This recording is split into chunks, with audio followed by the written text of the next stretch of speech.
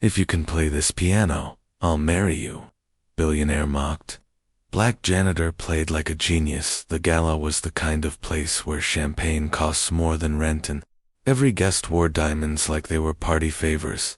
At the center of the ballroom sat a grand piano polished so perfectly it looked like it had never been touched. Vivian Cross, the billionaire heiress, stood beside it in a crimson gown, smirking. "I'll make a little bet," she announced to the crowd. "If anyone here can play this piece flawlessly," she pointed to a sheet of Rachmaninoff's most brutal concerto, "I'll marry them." The guests laughed.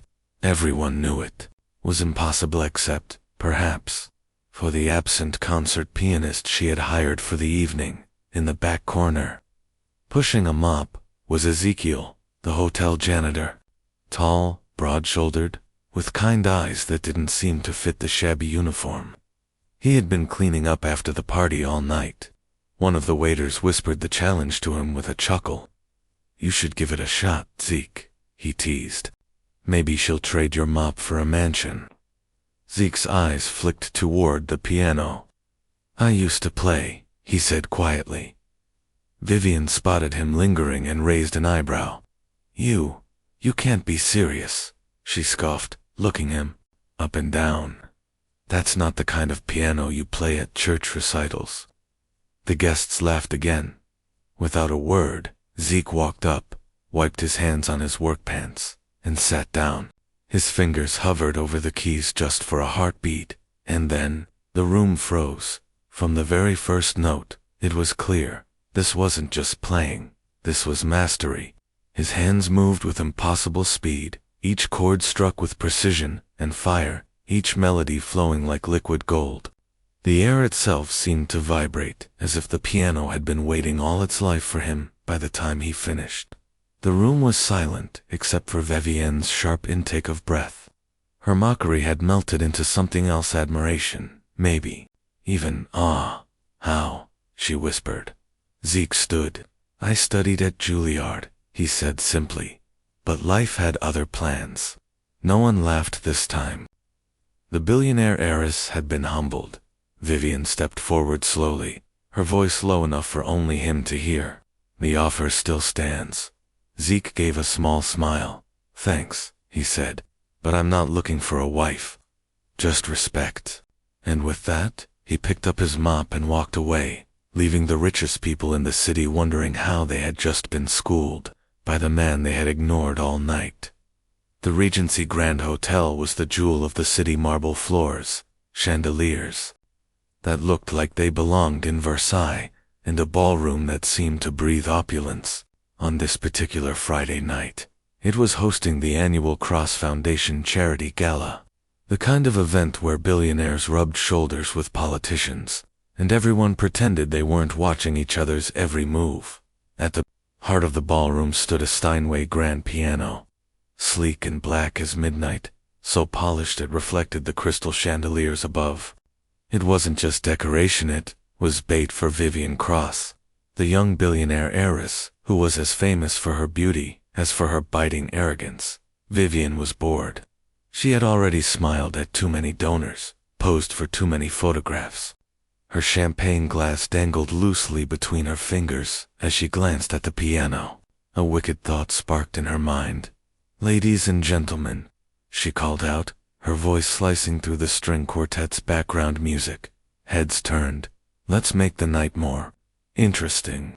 She stepped toward the piano, placing her manicured fingers on its glossy lid. "If anyone in this room can play this piece." She held up a sheet of Rachmaninoff. "Esse piano. Concerto no. 3, known among pianists as the Beast, without a single mistake. I'll marry them." The room erupted in laughter. It was an impossible challenge unless you were one of the world's top pianists. And Vivian knew her hired performer for the night hadn't yet arrived.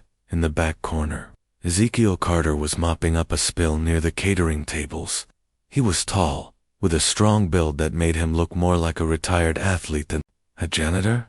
His uniform was worn, but his movements were neat and deliberate, his posture straight. A young waiter nudged him. "Hey, Zeke, you hear that? You could win yourself a billionaire bride tonight. Ezekiel gave a faint, almost shy smile. Not my scene. Vivian's eyes, scanning the crowd for amusement, landed on him. You there? She said loudly. Yes, you with the mop?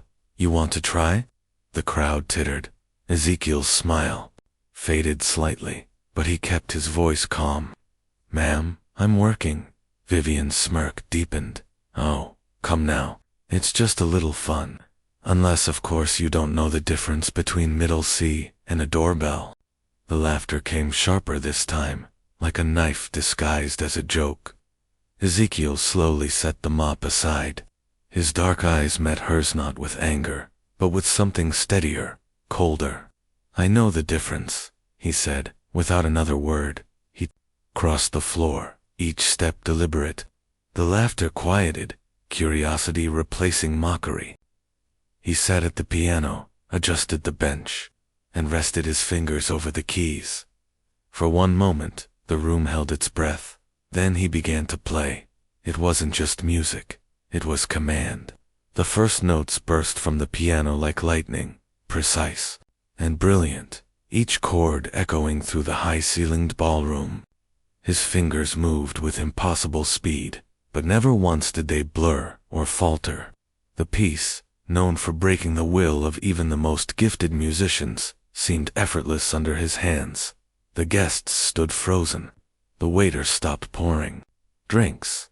Even Vivian, who had started with a smirk, now leaned forward slightly, her champagne forgotten. Halfway through, the music swelled into a thunderous storm, then melted into delicate, almost heartbreaking softness.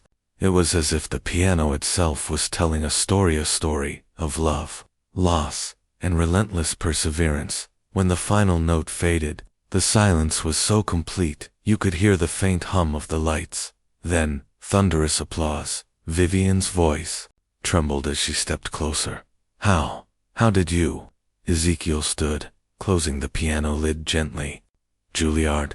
Full scholarship, he said simply. Then I left to take care of my mother when she got sick. Vivian's expression softened for the first time that night. The offer still stands, she said quietly. Ezekiel smiled not bitterly, not mockingly, but with a warmth that somehow made the words sting. I'm not looking for a wife, he said. I'm looking for respect. He picked up his mop and returned to his work, leaving the wealthiest people in the city with the uneasy realization that the most extraordinary man in the room had been the one they barely noticed, and Vivian Cross never forgot his name.